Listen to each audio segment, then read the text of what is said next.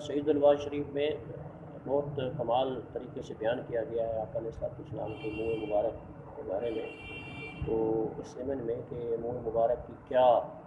برکات ہیں، تو اس کا بیک گراؤنڈ یہ بھی سمجھ لیں کہ سیدنا یوسف علیہ السلام کا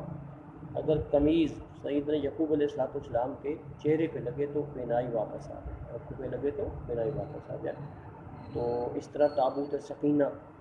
یہ بھی اس میں تبرکات تھے اور اس کی بڑی کرامات ہیں، قرآن میں خود بیان شدہ ہیں یہ۔ تو مطلب کہنے کا یہ ہے کہ اللہ تبارک و تعالی نسبت کی بات ہوتی ہے کہ اگر نسبت ہو جائے تو پھر وہ چیز بہت متبرک بن جاتی ہے۔ تو یہ تو یوسف علیہ السلام ہے، یہ تو حضرت موسیٰ علیہ السلام ہے، تابوت سکینہ جو ان کے تبرکات تھے، اور وہ یہودی جو تھے اس تابوت سکینہ کے وسیلے سے اللہ تعالیٰ سے دعائیں کرتے تو دعائیں قبول ہوتی تھی۔ تو اس طرح یہ تو حضرت موسیٰ علیہ السلام، حضرت یوسف علیہ السلام، دیگر انبیاء علیہ السلام کی بھی باتیں ہیں قرآن پاک میں، جیسے وہ سورۃ البقرہ ہے کہ گائے کا واقعہ ہے، تو وہ گائے عام نہیں تھی بلکہ اللہ کے نیک بندے کی گائے تھی، جس کی وجہ سے اللہ تعالیٰ نے اس نسبت کی وجہ سے اس گائے میں یہ طاقت رکھ دی کہ وہ گائے مردے زندہ کرتی ہے، یعنی اس کا گوشت خود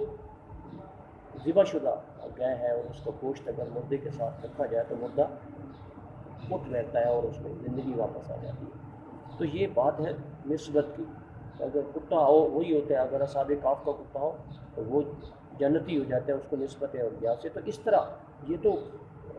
باقی دیگر حضرات انبیاء علیہ السلام یا اولیاء کی باتیں، لیکن خود آقا اللہ کے محبوب علیہ السلام کی نسبت جو ہے وہ کتنا بڑی ہوتی ہے۔ تو اس کے لیے حضور قاضی صاحب قامت مقات ملالیہ نے کچھ واقعات بیان فرمائے، مثلاً کہ تبرکات سابق کی کیا سنت ہے کہ سیدہ طیبہ طاہرہ ہماری ماں ام المومنین سیدہ ام سلمہ سلام اللہ علیہا نے آقا علیہ السلام کو منہ مبارک ایک ڈبیا چاندی کی ڈبیا میں رکھی ہوئی تھی۔ تو جب لوگ بیمار ہوتے تھے تو آپ سلام اللہ علیہا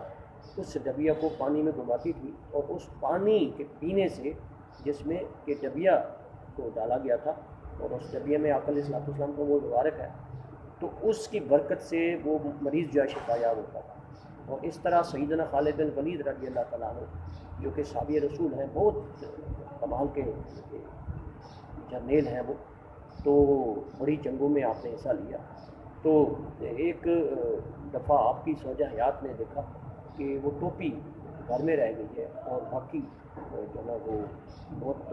متفکر ہوئی کہ یہ کیا بات ہے، تو بڑا خبر بھی آ رہی ہے کہ وہ بڑی جنگ میں مصروف ہیں۔ تو اس طرح آپ نے وہ باپردہ ہو کر وہ ٹوپی جو ہے وہ لشکر میں پہنچائی، اور جنگ جو ہی وہ ٹوپی آپ کے سر اقدس پہ آئی خالد بن ولید رضی اللہ عنہ پہ، تو وہ جنگ کا پانسا پلٹ گیا۔ تو خود آپ نے اعتراف فرمایا، مثلاً ایک اور واقعہ لکھا حضور قاضی صاحب نے کہ وہ جب جنگ ہو رہی تھی، بہت بڑا ایک پہلوان تھا، تو اس کو جب اس سے فائٹ ہو رہی تھی تو آپ کی ٹوپی نیچے تشریف لے آئی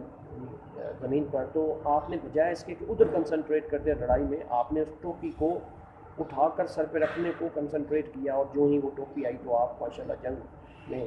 فتح یاب ہوئے۔ تو جب صحابہ نے پوچھا کہ ایسا کیوں ہوا، آپ نے فرمایا کہ یہ ٹوپی تو کمال ہے میرا، کہ آقا کے منہ مبارک کے صدقے جو ہے جو اس ٹوپی میں ہے، میں اس کی وجہ سے فتح یاب ہوتا ہوں۔ تو یہ ہے صحابہ کا عمل۔ اور پھر ہمارے آقا علیہ السلام خود بھی منہ مبارک جو ہے وہ برکت کے طور پر آپ تقسیم فرماتے تھے۔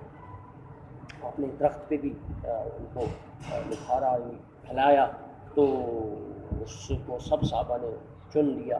اور اس طرح مختلف ادوار میں مختلف واقعات ہیں کہ صحابہ کو آپ عطا فرماتے تھے، اور وہ تبرکات کے طور پہ رکھتے تھے۔ اور حضرت انس رضی اللہ تعالیٰ عنہ جنہوں نے وصیت کی کہ میری جو منہ مبارک آقا علیہ السلام کے ہیں، ان کو میری زبان کے نیچے رکھ کے مجھے دفن کرنا ہوگا۔ تو یہ ساری باتیں اس لحاظ سے تبرکات ہیں۔ اور ایک بات کہ آپ کبھی مشرکین کی نہیں کرتے تھے، بلکہ پریفر کرتے تھے کہ مشرکین کی بجائے صاحب کتاب جو لوگ ہیں، یعنی کتاب جن پہ نازل ہوئی جو مانتے ہیں، ان کی جو ہے نا کی جائے پیروی۔ تو اس طرح آپ پہلے مانگ نہیں نکالتے تھے، بلکہ مانگ بعد میں نکالنی شروع کر دیں، چونکہ اسلام کا غلبہ ہو گیا اور بہت اسٹرانگ ہو گیا اسلام۔ تو پھر اسی بارے میں قاضی صاحب نے شعر کوٹ کیا، اعلیٰ حضرت رحمۃ اللہ تعالیٰ کا کہ فرماتے ہیں لیلۃ القدر میں مطلع الفجر حق مانگ کی استقامت پہ لاکھوں سلام۔